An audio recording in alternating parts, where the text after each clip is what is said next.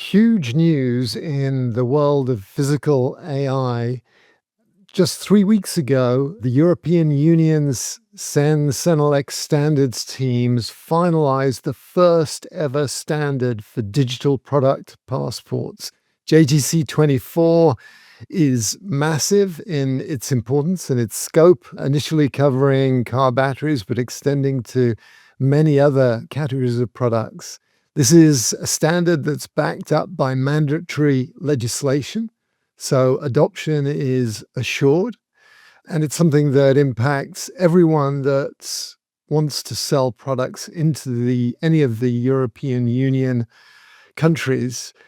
The implications are big for manufacturers, for retailers, for consumers, and also for anyone that is interested in the convergence of artificial intelligence, agents, commerce, digital, physical integration. So we have the best person in the world to talk to about that, Professor Thomas Canote, who is the chair of JTC 24, which is a group of hundreds of experts and specialists in this area of DPP. And we've got an amazing discussion that's far-ranging with him, explaining the timing, the scope, what the implications of this, and digging into this AI physical world convergence, which is really going to be critical for people that want to sell products in the future. I hope you enjoy it as much as I did.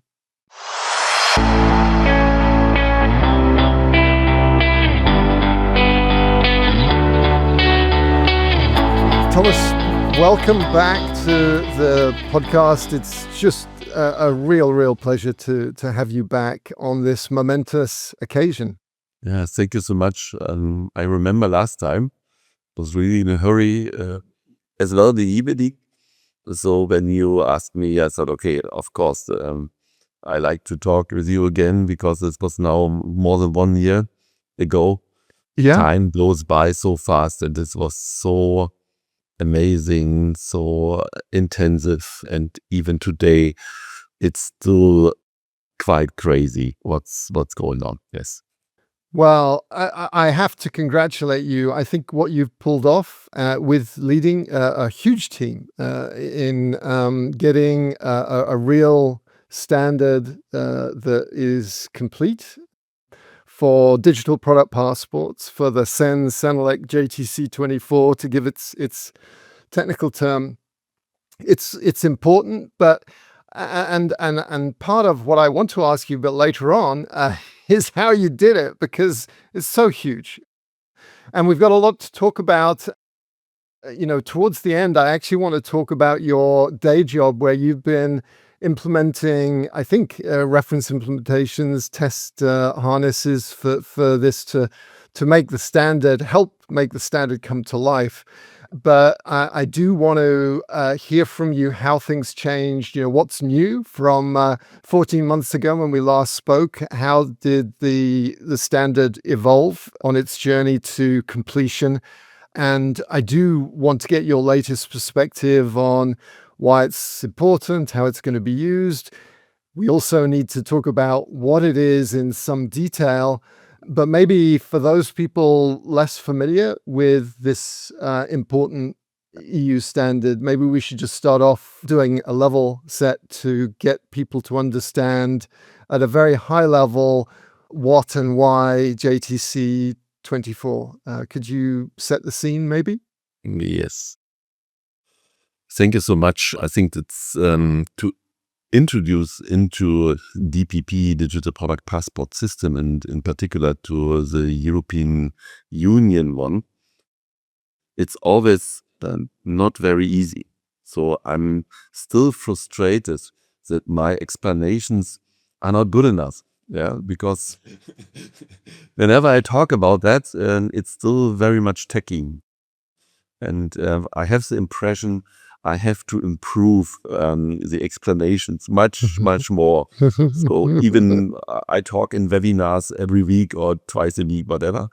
But anyhow, what's behind this digital product passport? It's at least digital twin of products with the notion to provide the information based on a product. This is conformity, circularity.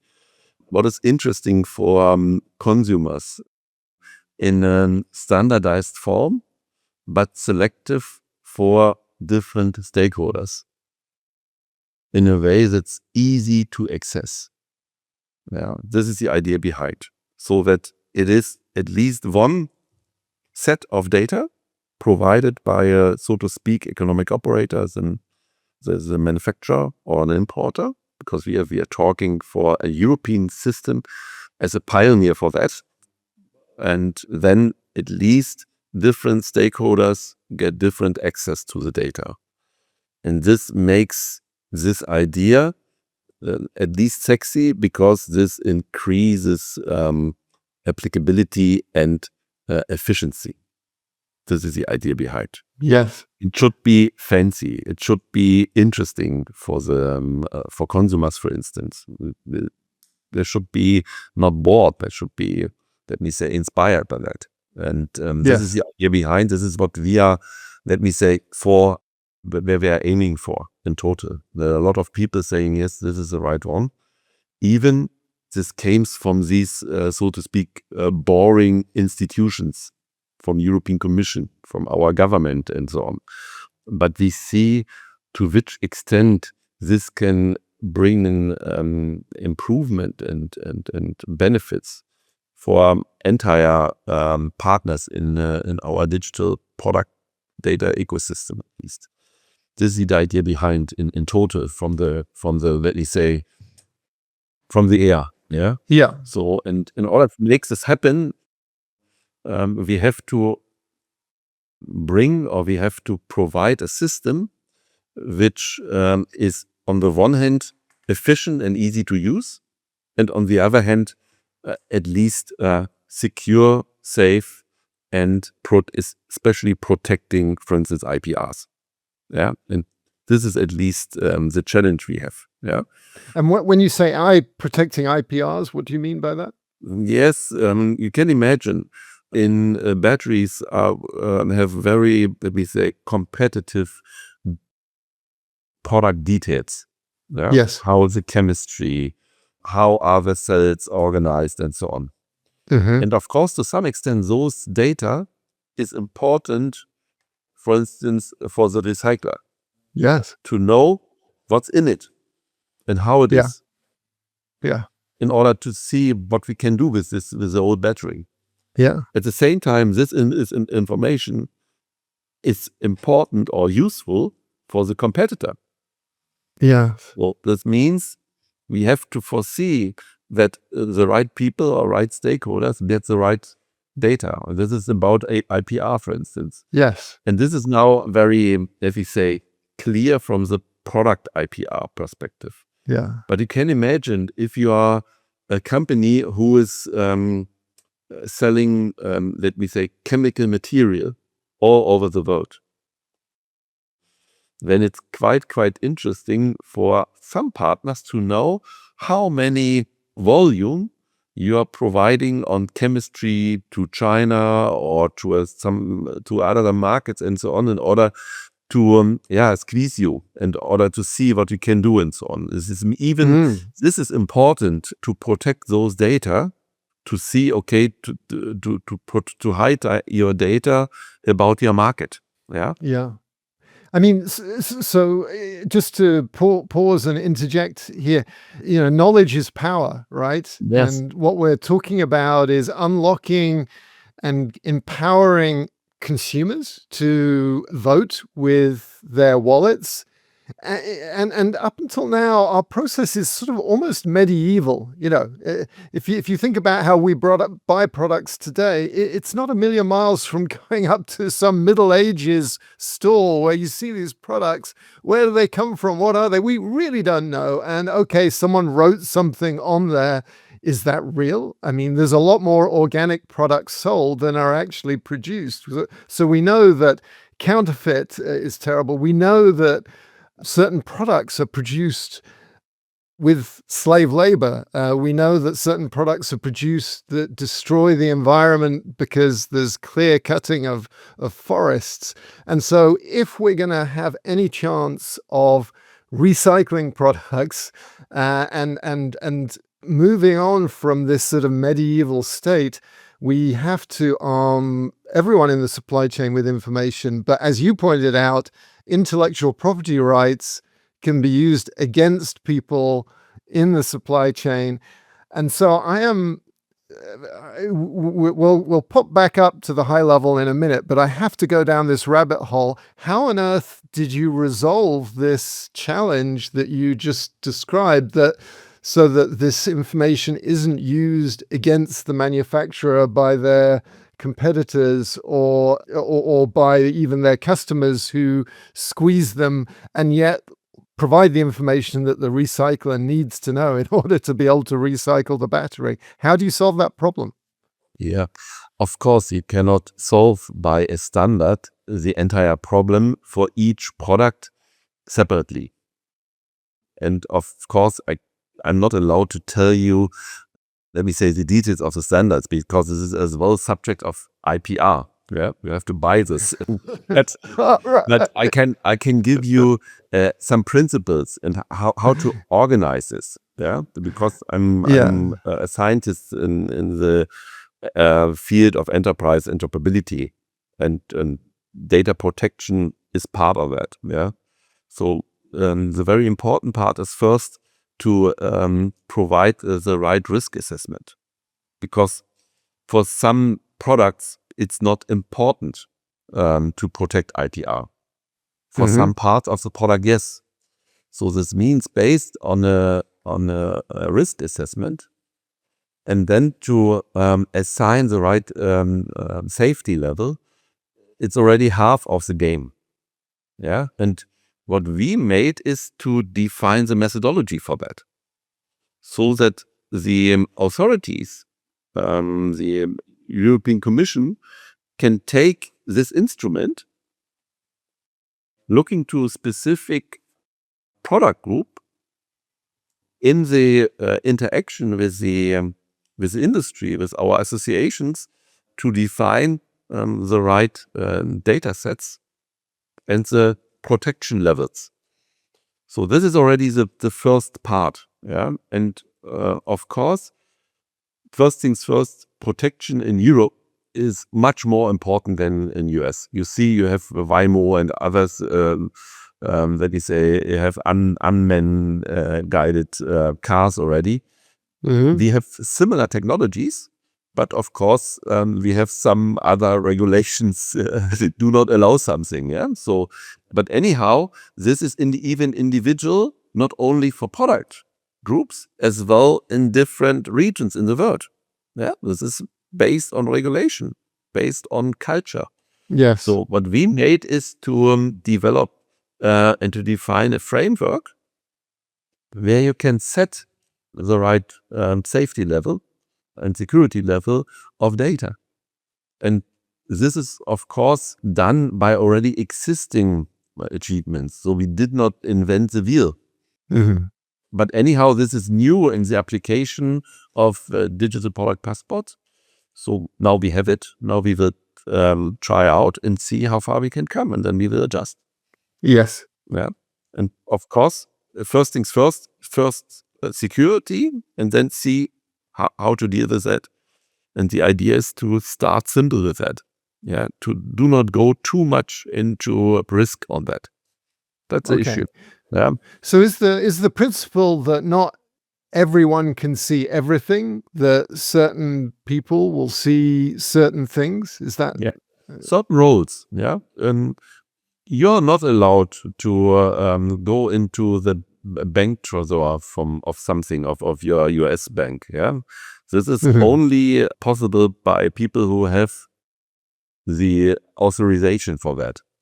Yes. So, and in Europe, we are currently set up a system of, so to speak, UD wallet, where we have at least a set of club cards. with some credentials and permissions and all these things. Mhm. And this is a part of not of our standards, but we are using that. So you Okay. have some roles, some of them allowing you to see some details of the data.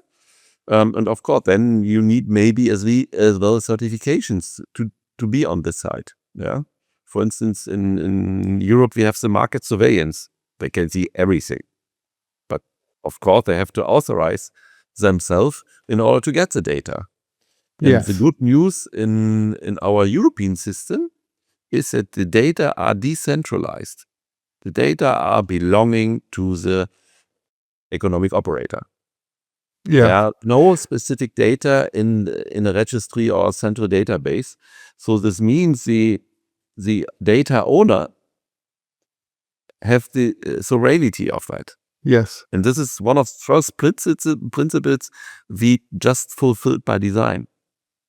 So we Yes. don't need to, let me say, trust the European Commission about everything of our data. Data is still there where the data comes from. Yeah. And this, at least, this helps a lot.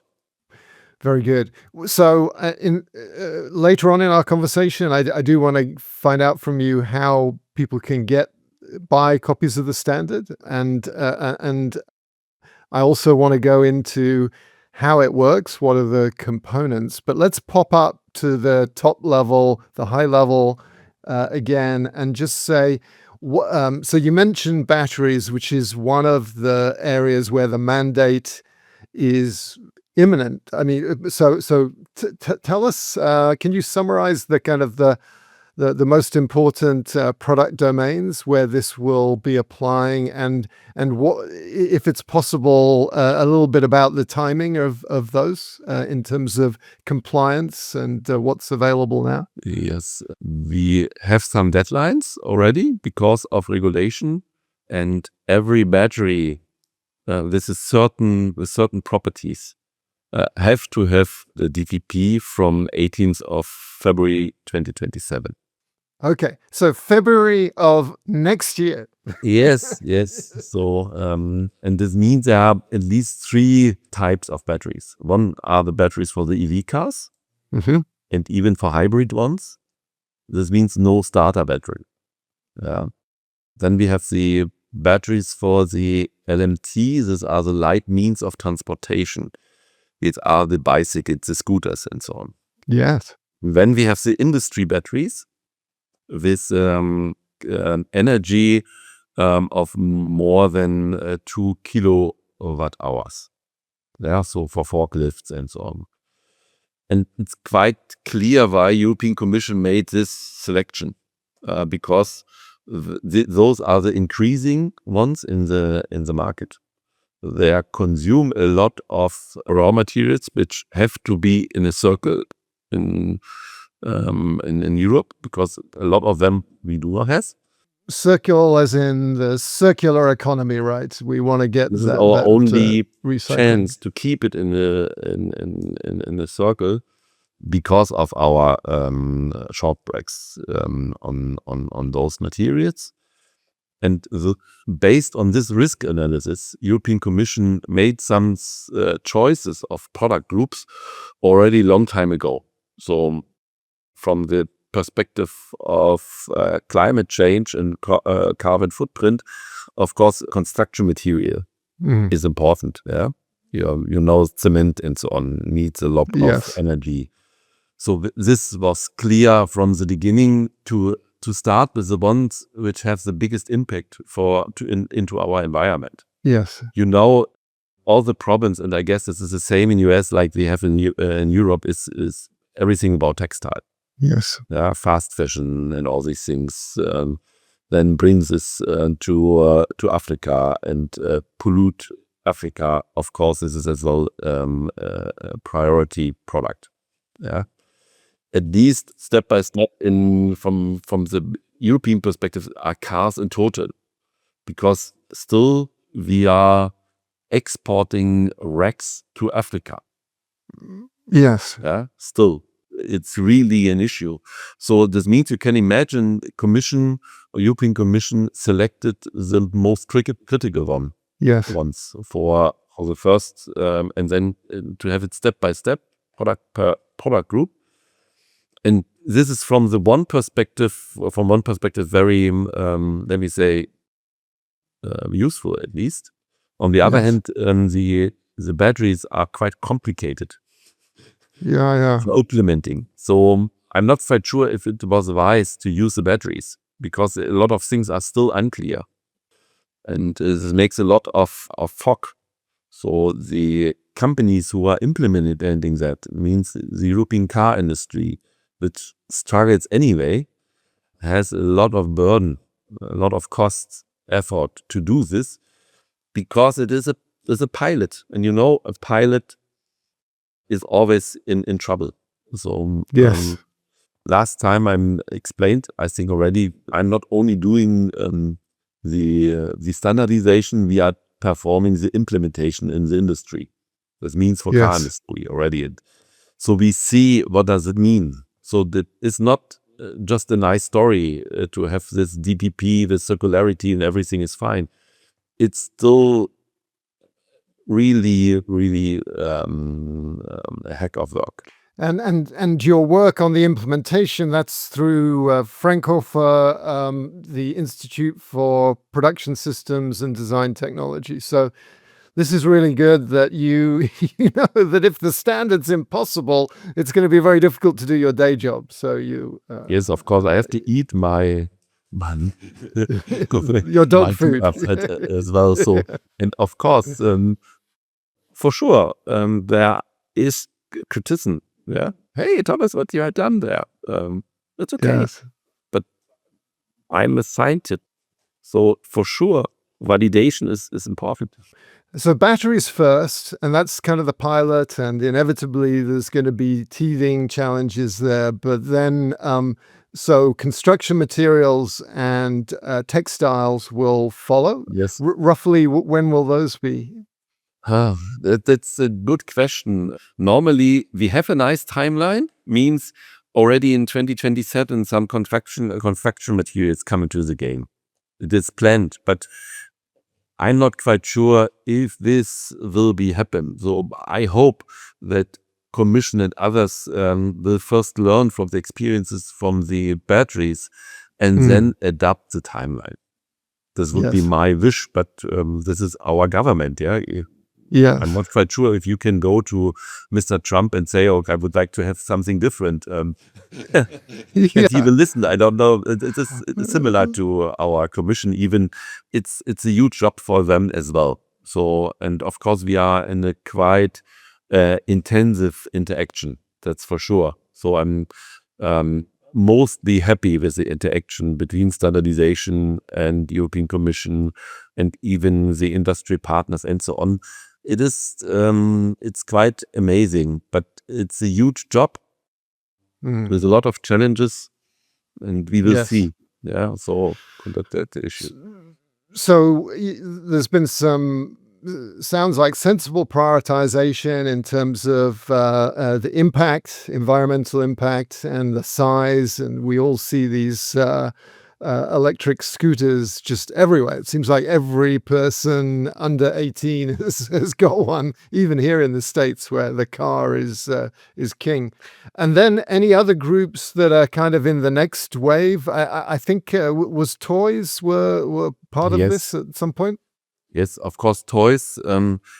There, I guess the circularity is not the issue. It's more the environmental issues, means which kind of plastics, but as well the source of production. Yeah. Because all we know the working conditions in those kind of factories, and this is one of the part why toys came into the game. But I think what is even maybe more important is the issue of keeping conformity or conform products in the market, because especially in toys, we are importing a lot. And now I give you a number. Our market surveillance is able to check the conformity of products today by 0.025% of our imported products. Yeah. So there are floated by products bought by the large platforms. Yes. And today they have no chance to. And I think this and toys are typical products where we have a safety issue. Yeah, because small kids are playing with that and all these things. Yeah, you have to look for chemicals, for, let me say, broken parts and all these things you can imagine. Yeah, so this is Yes. my guess why toys went into the game. It's maybe not Yes. so much the circularity issue; it's more safety and conformity. Yeah, I mean, these are, our most precious members of the family. Our children are sticking things in their mouths, and and we have no idea where they came from, and so that totally makes sense. And I think this is was very reasonable, yeah, to have this Yes. and to have this selection. So you can see our ministries, means the European Commission, uh, they are made, let me say, good choices from the perspective of the risk of a product. So, can you bring to life maybe what in February of next year, all being well, what will happen? I buy my e-bike and I pull the battery out. If everything goes to plan, what will the user experience be? How will I see the data? What data will I be able to see? Yes, what is maybe for the consumer in the first choice, I'm not quite sure if this is a big effect for buying a Mhm. battery. Yeah, because today you can see already capacities and all these things. Mhm.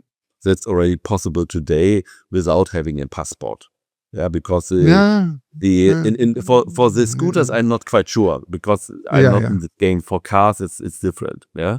Yes. So, but where it comes is when you have products where you would like to have the possibility of repairability. Yeah. So this means even electrical tools, power tools, and all these things are in the game as well. So, and it's so frustrating having a lot of products and buying products, and then there is a small thing broken, and you have to remove everything. Yes. So this is for me really a nightmare. Yeah, and this has not only happened with power tools; it's happened with everything, at least in our let me say waste-oriented economy. Yes. And I'm not alone with this feeling, at least. Yeah. So You're not. I had a damage on my window of my roof window in my house, and I just made a photo and sent to a repairer. And he told me, "Oh, Thomas, this entire window has to be removed." And I was quite upset. And then I Googled and tried to do something and had seen, oh, there's a possibility to repair. Mhm. And at the end, last weekend, I repaired my window. Just spending 50 euro, had taken my screwdrivers, and this was fine. So, Mhm. and at least to know when you buy products, to know how about the repairability, Yes. Yes. the huge improvement of customers and consumers experience. Yeah. Yeah. And this comes step by step into the game. And even here, we have to work on that in a regulation, but there will be a scoring system. Yeah, we have already an energy scoring system with ABC and so on. Mhm.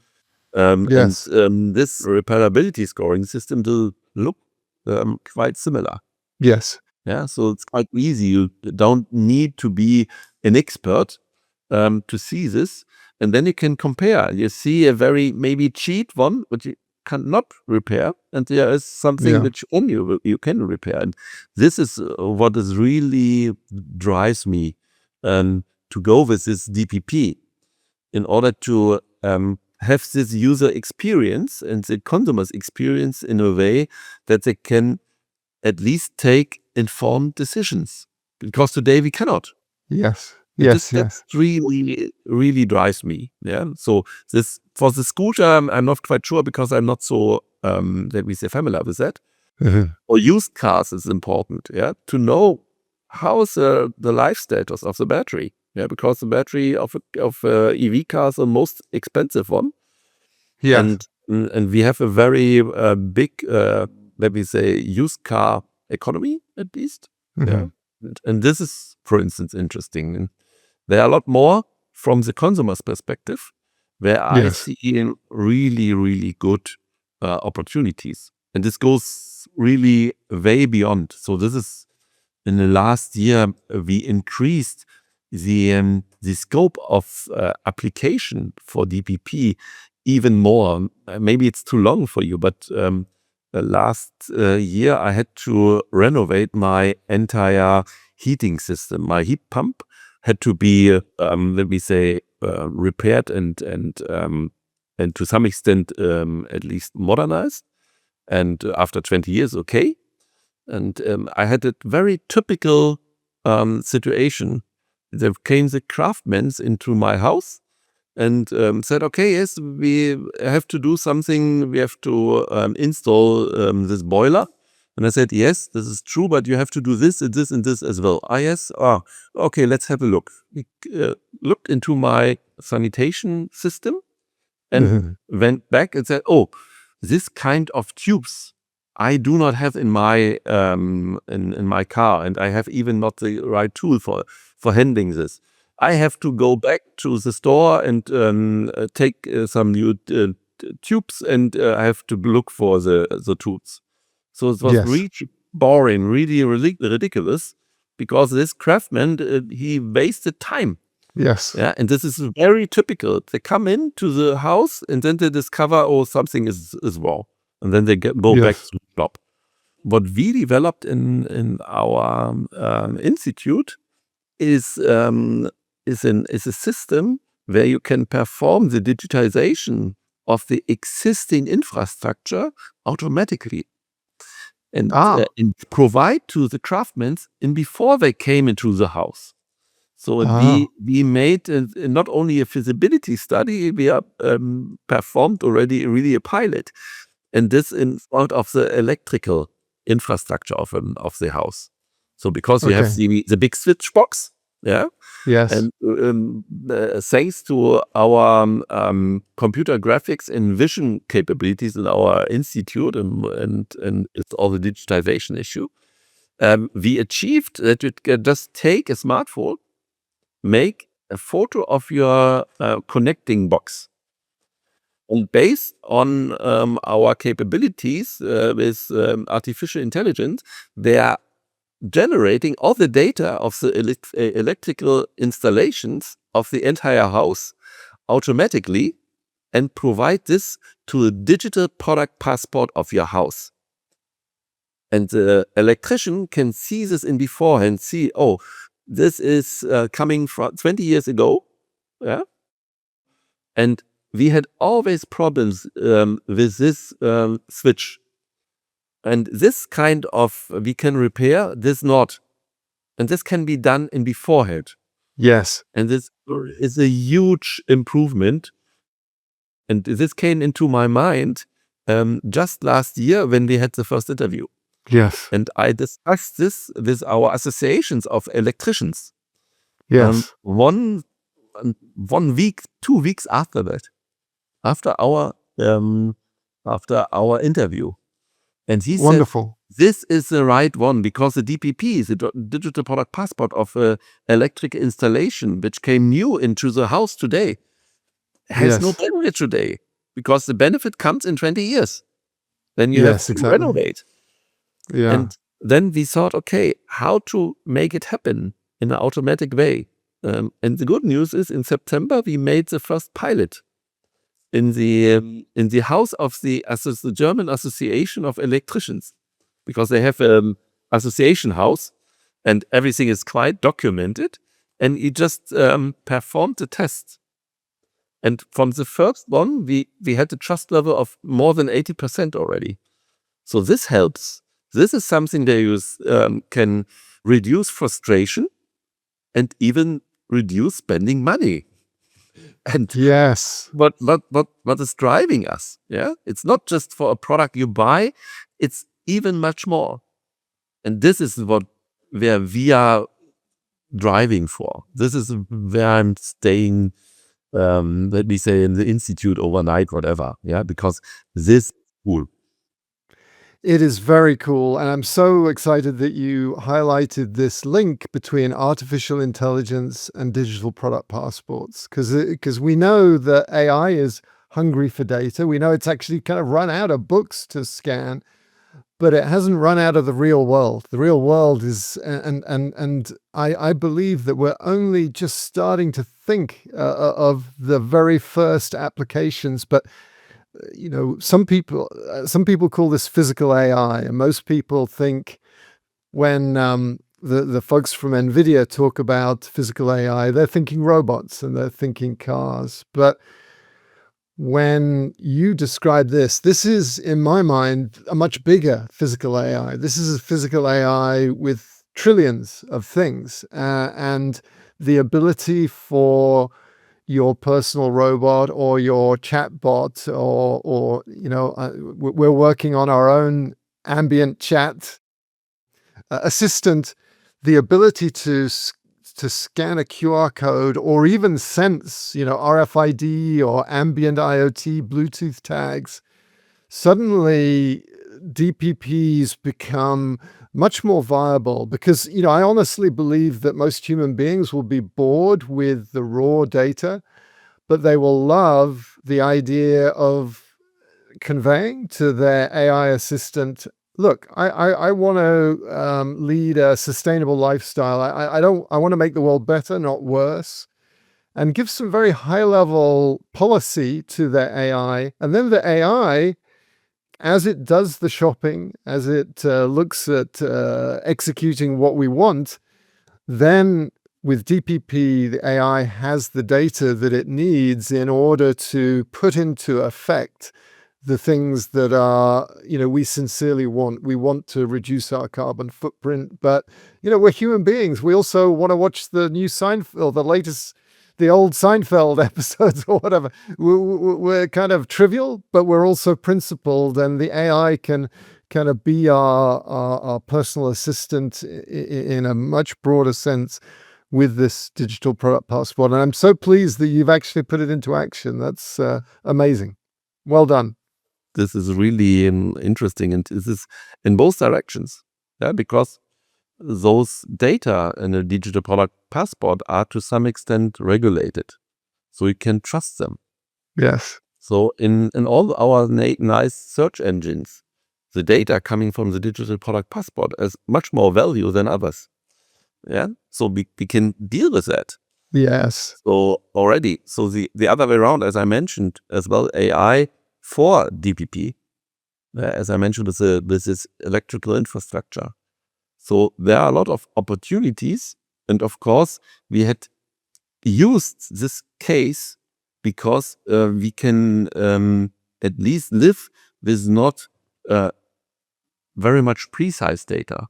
Means 90% trust level is already better than nothing. Yeah. Yes. Oh, Yes. that's really where we are looking for, and where we improve our capabilities. And of course, there are some drawbacks. That's for sure. And this is where we are. Yeah? So was end of last year, I was invited by our General Craftsmen's Association. Means this is our, let me say, roof of everything. Yeah. So this is our plumbers and so on.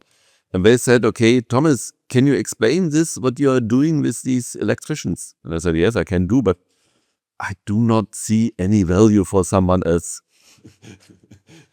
And so there were at least 12 or 13 different sectors, yeah, even medical craftsmen, yeah, or for medical technical issues and so on. Yeah. So, and I thought, okay, I will explain what we are doing with electricians.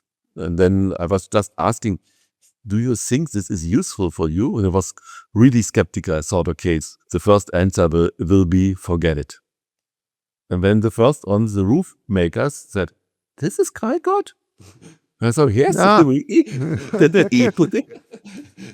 so that means by having this inspiration, you come to completely new ideas. Yes. And for a scientist, this is premium. Here's an optimistic prediction for you. I think normally people, you say, oh, there's going to be DPPs for everything, and people's sort of eyes roll. But I really think DPP is going to be as important as for the physical world as search engine optimization is for websites. And in the future, AI will be buying products for us. It'll be better at negotiating. It'll be better at and so, in the same way as no major corporation would dismiss SEO, search engine optimization, they spend huge amounts of money. So, what is the equivalent of SEO for the physical world? It's a DPP. If I don't have a DPP for my product, how can the AI even consider buying my product? It can't. And so I really think, in the same way as no company would have a rubbishy website that wants to sell anything, I think that will apply to the digital product passport. It'll take a while, but so I think your work will actually be adopted because manufacturers want to sell stuff, and they won't be able to sell stuff unless they have good DPP data, because the people, the things that are buying are not human beings. They're going to be human beings with an AI agent in between, and the AI agent will want the data. If you don't have the data, how can I even trust the thing that you're selling? I do want to make sure that we give people a sense of the structure of this standard. We've been talking for quite a long time, so we won't spend a huge amount of time on it. But I know from having seen earlier versions of the standard that it's pretty big. And what are the major components of the standard that people should understand?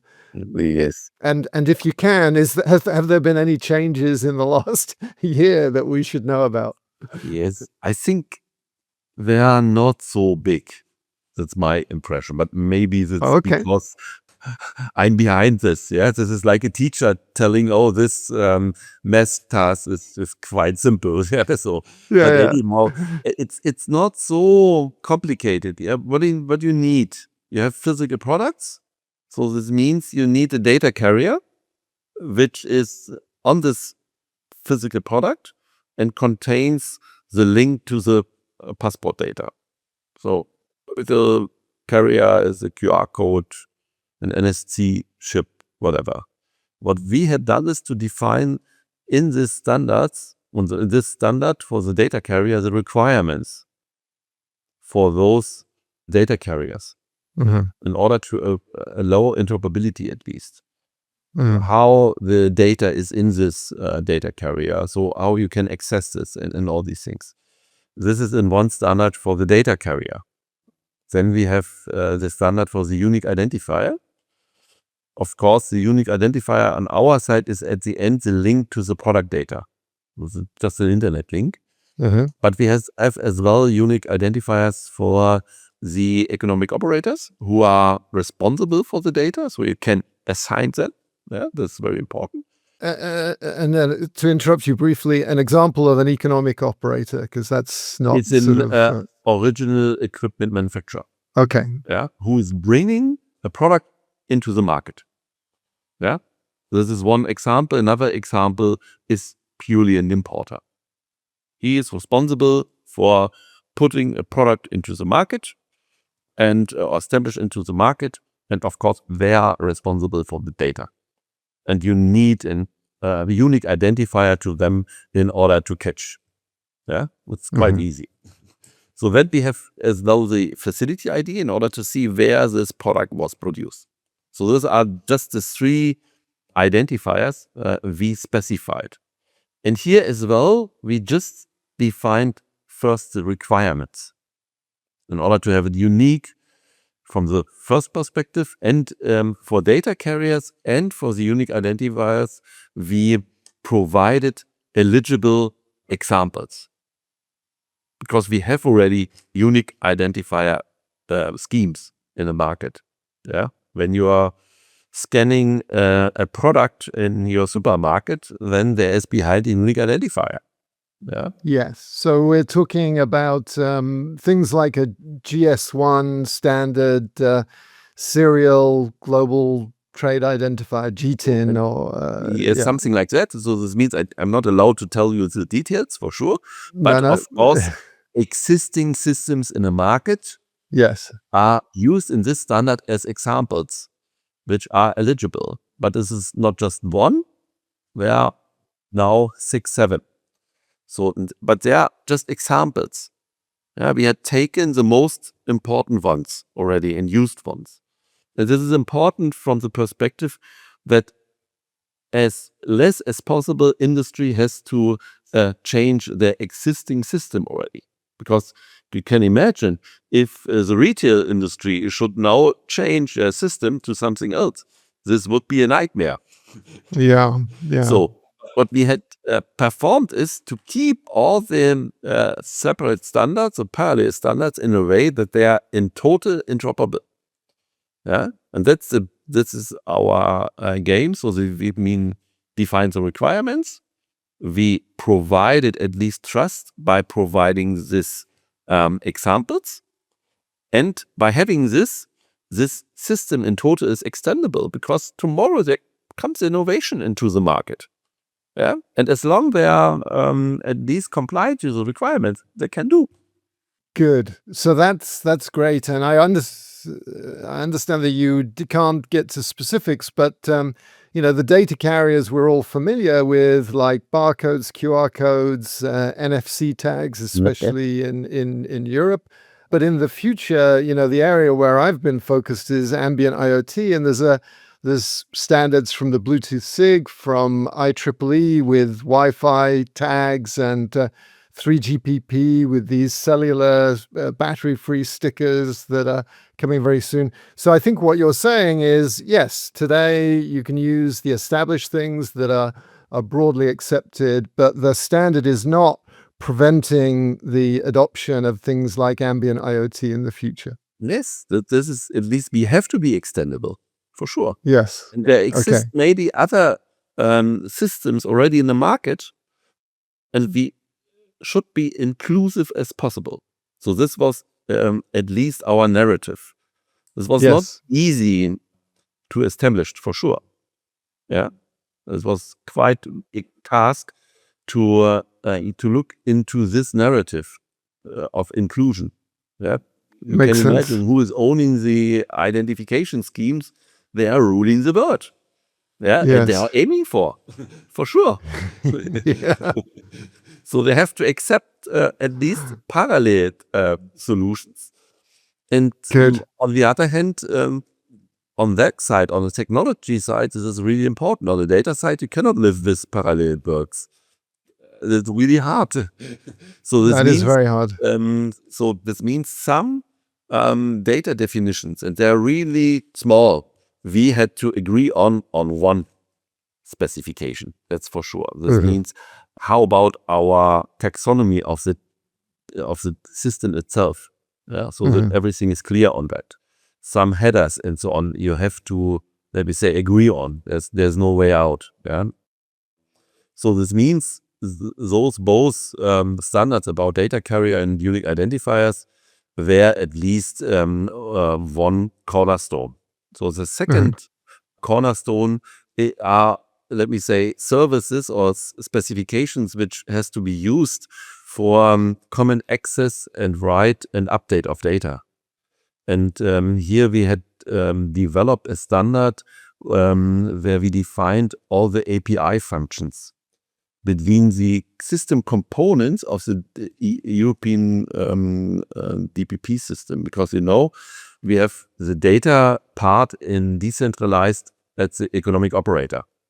So, but of course, in order to have trust, in order to provide the common data specification, we have as well the centralized component where we have the registry, for instance, where you can see the unique identifier, for instance, yeah, where you have abilities of comparing different products, where you have the semantic repository.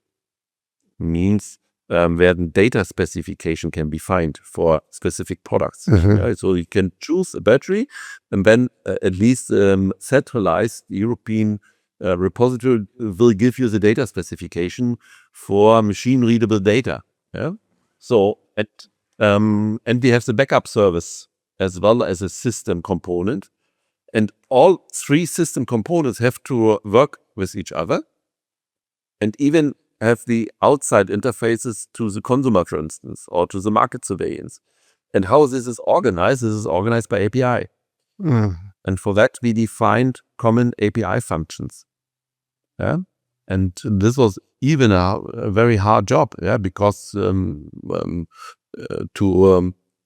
at least have consensus on that, it's quite challenging, you can imagine. So this means we started with really a selection of the most important ones. So we had at least identified 9 different functions for that. How to register, for instance, a product into the central registry, how to update data, how to read data from certain perspectives, and all these things. And this is the other cornerstone of our standards. So that, and it should be as slim as possible. And we had big discussions how big this should be. The good news is after we made the specification in our laboratory, we made a sudden test.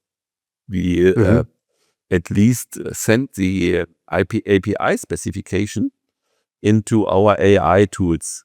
And after 10 minutes, we had the entire implementation specification for machine readable data, for implementing this into the system. So in total, it's not a big burn, to implement it. And that's a really fascinating thing. So maybe DPP wouldn't even be viable. We talked about AI as the consumer of the data, but these are huge systems. And if we maybe had the old model for development, maybe DPP's time has come that you literally can buy a copy of the standard, give it to your AI, and tell it to implement this. And so the excuse of, oh, sorry, we've got to hire 1,000 developers is no longer the barrier that it would have been 2 years ago. It's even easier. Of course, the first version came after 10 minutes, but then it took us 1 day to, let me say, make everything on a safe side. So that's for sure. But anyhow, those are functions. There is no competitive advantage to have it or not. So this means this will be provided to the economic operators by open source implementations. So there is no burden on that. Of course, you have to, let me say, adapt this to your systems and so on. There is something more to do, but it is not this burden as we thought 2-3 years ago. Yes. So that's our experience on that. So this is the second cornerstone with the API. Then you have 2 security standards. I mentioned earlier, okay, how about the methodology to perform assessment and how to adapt to levels of trust and so on. So how to do this is part of the standard, but it's very, very slim. I'm not so happy, but we thought, okay, to have something, and we will see even in the future. And the other is the authentication. This means, okay, how to which kind of authentication schemes and methods we should use, and how this is, let me say, gives you the presumption of conformity at least. So these are the 2 security standards. They are currently in formal vote. So they are not through. The 6 others are already published, but the security standards are in formal votes. This means our member states are currently assessing and say yes or no. So, but we will see. Then at least we have some other interoperability standards. This is about the requirements for data exchange. This is just, let me say, the level of security, the security levels of internet protocols and so on, which is required. No rocket science. Just having a level and saying this is a standard, do not go below. Yeah, that's not a big deal. And even some core data formats in order to assure a minimum level of interoperability. Yeah, and at least those are the standards, eight standards at least on that. So it's not so big. But of course, when you're looking, we had in total just 1 year time for elaboration of the standards. The rest of the time was voting, let me say, dealing with all the comments. We had, I think, something like 7,000 something comments coming from the public inquiry. And we had to went through each comment, deal with this, discuss this, and all these things. Yeah. Amazing. How many people were involved in creating this standard? In total, we were 400. Yeah. And of course, in those environments and communities, let me say 20% in maximum are very active. Then we have 30%, let me say, slightly active, and then you have 50% listening and having some comments. Yeah. So at least I would guess 60 to 100 people, they're very much involved. And when each discussions, and we counted the effort. Maybe you can make a best guess how many money European industry spent voluntary into the standards. Best guess. I can't. Yeah, it's 100 million euros. I don't know. Yeah, not far away. We counted. We were by 60 million. 60 million. It's a lot. It's a lot. It's a lot. But I mean, my family, half a dozen people, we can't even agree where we're going to have dinner. So how did you get all of those people to agree on something that's so monumentally big? Simpler than I thought. You did a great job of explaining it, but how did you get people to agree?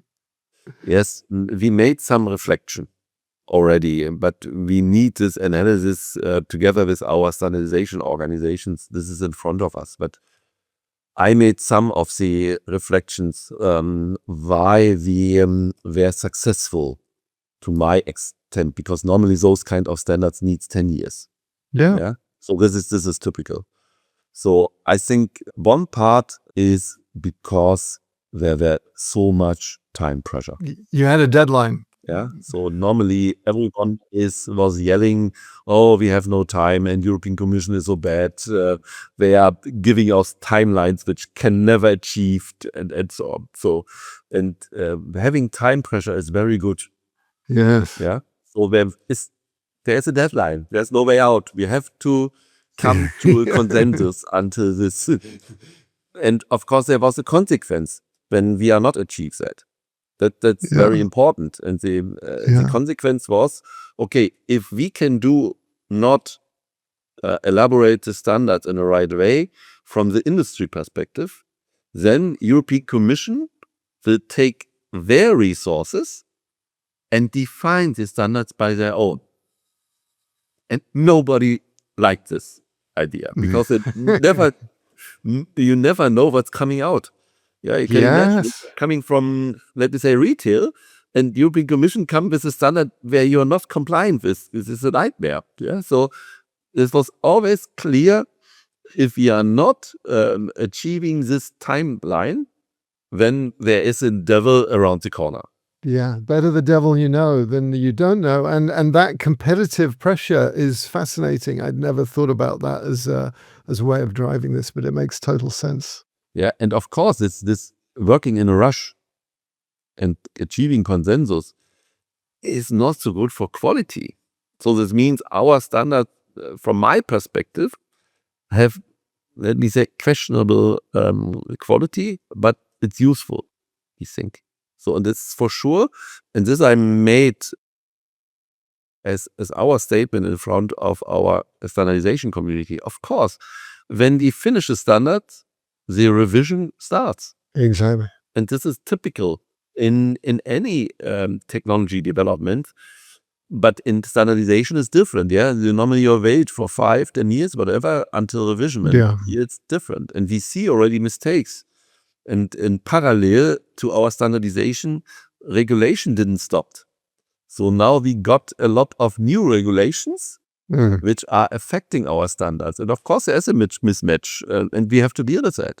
Yeah. Yeah, that's so that is far from being perfect.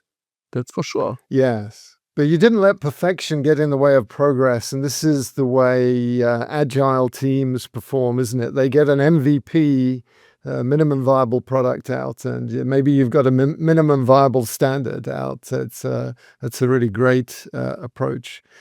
Thomas, where can we buy a copy of these standards? It's quite easy. You can just go to the National Standardization Organization. So I do not now take the German one. Let's go to Sweden. This is SIS, Swedish Institute of Standardization.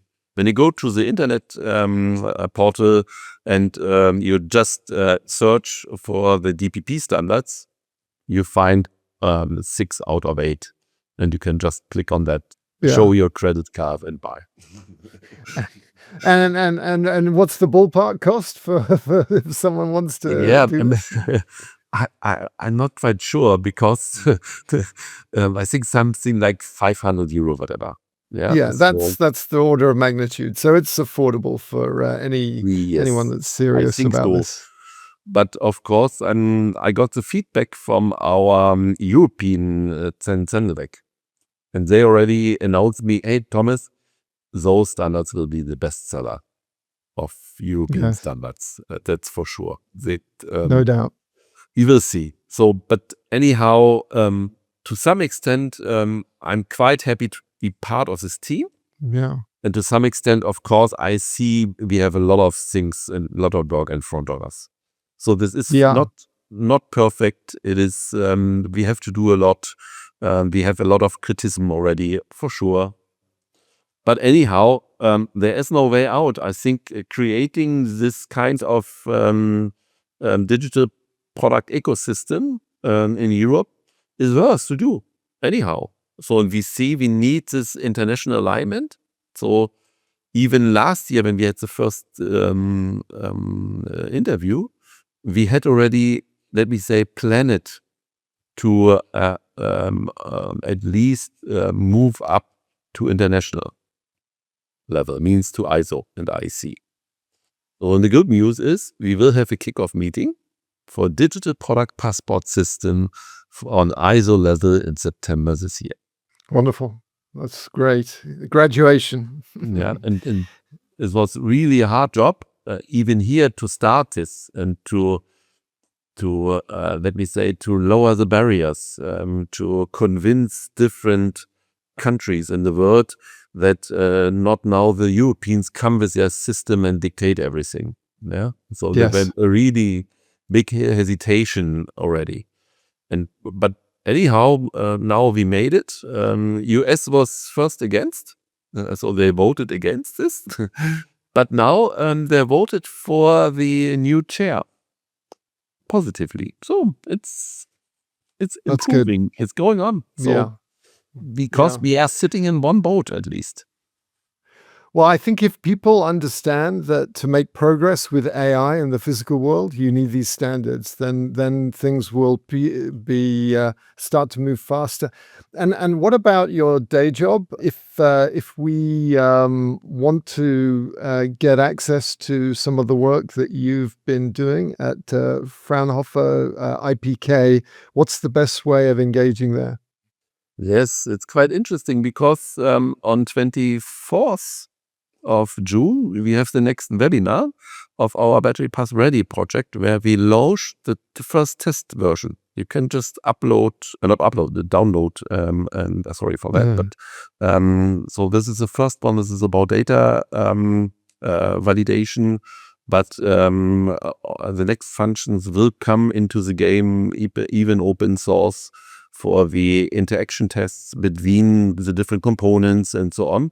So this is already, some of them are public, as we are doing this is Battery Pass Ready project, together with very good partners, with the German Academy of Technology, for instance, with a company who is performing testing already of text system, with the Technical University of Berlin, where we created the system, and yes, step by step, we are putting this into the community. So we are supported by even more 100 supporting partners. So they tested the test system already Excellent. and provided they provided feedback. And of course, this test system today is not perfect, but let's do in order, because this Yes. testing is, so super important to provide trust to the ones who have to implement. Yeah. And that's fine. And this is open. And of course, as you know, we are working in bilateral collaboration with companies.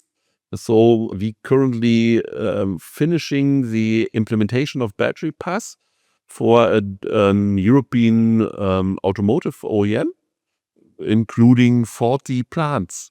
Yeah, so they are producing small cars, large cars, even motorcycles, lorries, sports cars, whatever. Amazing. Well, you can't argue with Germany's ability to produce great cars, and it's great to hear that there'll be a digital product passport connected to those cars.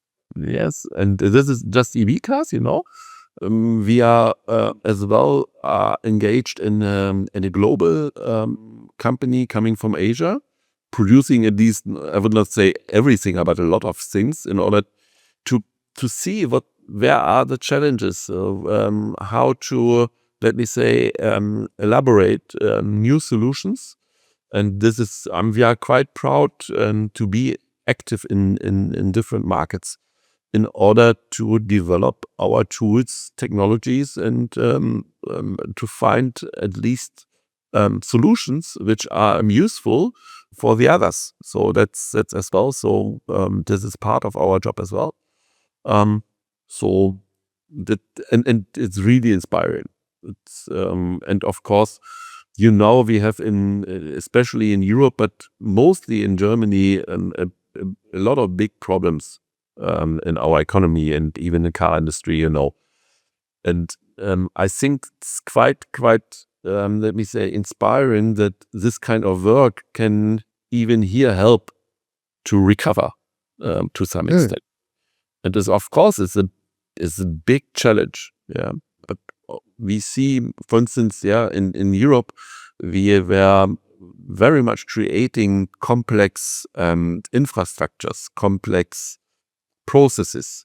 Yeah, and we are very proud to have very complex solutions of a complex problem. Yeah, and on the other hand, you see in other, let me say, coming from other cultures, how systems can be much easier, much more simple. And this gives us the impression that we can learn from each other, and that's very good for our European and especially in German economy, at least, and our industry.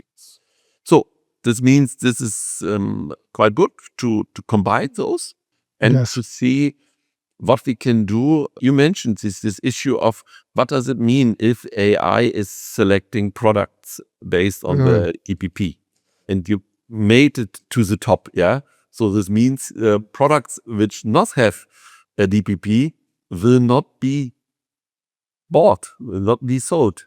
Yeah, Absolutely. so anymore, and I would say 60%.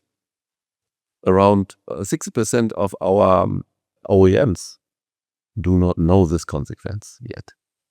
Yeah. I think they'll learn fast because, every board, every CEO is thinking, how do I need to be using AI to compete and to survive? And so I think this will it's a very simple concept, really. Of course, I want to use AI in procurement. AI needs data. how do I present the data, digital product passport. And then I think, if a board of directors understands that, then and also when sales numbers start to reflect it, then I think we'll see a much faster adoption than people originally thought, which is great. Yes. I gave you a choice of you could either have as an honored return guest, you have a choice of either 3 songs that have meaning to you or 3 movies that are of note. Which way did you go? Yes. Last time you asked me about music. Yes. And we discussed a long time about my, let me say, flavor. And this was so inspiringly talking about Madonna last time. But now I made my memory in the right way and thought, okay, what has really inspired me? Yes. And this is a long time. And I think when I thought first, then of course, you are looking to movies which you had seen again and again. Yeah. Then it's quite easy. It's Dirty Dancing. I think I could see this tomorrow and I will not be bored. Even it's maybe the 20th time. Yeah. And yes, I was so amazed by Jennifer Grey at this point in time. I was very young when I think it was when I was 16, 17, whatever. Yes, and I was really amazed. The second is as well coming from this age. Maybe you know Amadeus. Yes. I love that movie. Very long one. I think it's Ah. 87, whatever, 3 hours. And Yes. I was really seduced by friends of me. Let's go to this to the cinema. And it's in the first 1 hour I was quite bored. Oh, it's so long, and I have to still sit here for 2 hours more. Uh-huh. But anyhow, I was so excited that I went back to this movie 1 day later. Oh my And see again. goodness. And then Yeah. in the second time, I understood even more, and I was really excited. And so this went really into my memory, at least. Yeah. Oh, you've sold that to me. I'm going to go and watch it a second time because I've only watched it once, but I remember the performance. I mean, it came out a long time ago, and Yes. I thought the performance was just so charismatic. And what did you? I mean, what was it that hooked you? That I'm going to seem like a nincompoop, but Mozart was German, right? Yes, it was in German. Yes, was that yes. part of it? Yes, of course. Amadeus, I had seen this in German, but Amadeus is an Austrian anyhow. So Mozart, Austrian. Yeah, he was an Austrian. He came from Salzburg. But anyhow, we see Mozart as a European genie, at least. Yeah. Yeah. Yeah. But anyhow, it was just so inspiring, and this was quite new for me how this topic was presented to the audience, and this was so interesting for me. And at least this is was a nice idea, at least, or let me say, a nice experience from that. Yeah. Yeah. And the third, I had really to negotiate between two. And the first idea I had was quite problematic for me to know the English name. Okay. Even it's a Hollywood movie. Because in German it's called Wie ein Licht in dunkler Nacht. In English, I think it should be different, like a light in a dark night. This is with Michael Douglas and Melanie Griffiths. It was a agent and movie in the Second World War, but playing in Germany. Interesting. It was not very successful movie. Okay.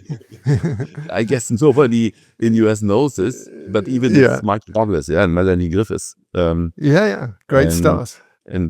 yes, but I liked this movie, but this was felt down by every criticism. Yeah. So, but the reason why I remember is I was part of the movie. Oh, I really? was playing there as a student. I was a German soldier at. So it means it was quite interesting. So I have seen Michael Douglas live and Melanie Griffiths. Uh-huh. Amazing. And may you know, at this point in time, Don Johnson was the husband of Melanie Griffiths. Oh, interesting. And he was there and was sitting in the car. And I had seen Don Johnson live. So this was my hero from Miami Vice, yes. Yeah. So this was just my memory. And may you know, there is an actor, Dakota Johnson. Mm-hmm. This is the child from both, means Melanie Griffiths and Don Johnson. And at least she must be born around this. Interesting.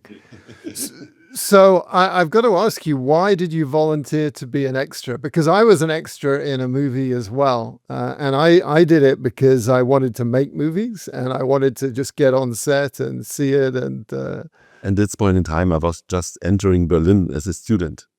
And you know, it was pure money. Yeah, because a friend of mine told me, hey, there is something you can go to a casting and then it's quite nice. You get 100 Deutschmark for one day, just staying somewhere and doing a little. Yeah, so oh, good idea. Was it the weekend? Make money. Yeah, so. So if we wanted to go back and watch that movie, which scene were you in? If someone wanted to find the young chairman of JTC 24 near Melanie Griffiths, where would they see you in the movie? Do you remember? Yes, of course, because I was part of a line of soldiers protecting the street where at this point in time Adolf Hitler came with a car along the street. But our line was filmed from behind. So no face, nothing. But I was the one, because I was tall at this point in time as well. Okay. So, and I was in the beginning of the role. All right. And I was bored at this point in time, and I was not looking straight across the street. I was just looking by side. So when the camera came along the line, well, they had seen my face as the last one, even it was not foreseen or whatever. So this means I would say you can see me in a half of a second. That's hilarious. And I can really relate to that because the movie I was in was, I think, even less well known than yours. It was called Zero Effect, and it had Ryan O'Neal in it, the star of Love Story. He was older, and it wasn't a successful movie, but it was shot in Portland, Oregon. And there's a scene in Portland Airport where I'm just one of these people. You know, they always have people walking backwards and forwards. So I'm walking along, and I'm doing that, and I suddenly realize I might not even be in this shot. So I veered to the right towards the curb and ended up bumping into this poor lady that was passing the other way because I wanted to get in the shot. And they kept it. So I actually did make it into the movie, but probably for about half a second. Yeah. So, but anyhow, it was my only experience in Hollywood business, because it was so boring. Yeah, we at least tested for at least one day. It was very cold. Yes. And at the end, the entire scene was less than 1 minute. Amazing. For one day working. And so I thought, oh, it's not much. So how about efficiency? Exactly. And we played no, it I again. agree. I agree. And I think even the stars kind of find it pretty boring because they're only, and they're on the screen a lot more than you or I were, but that you have to have a high threshold for boredom.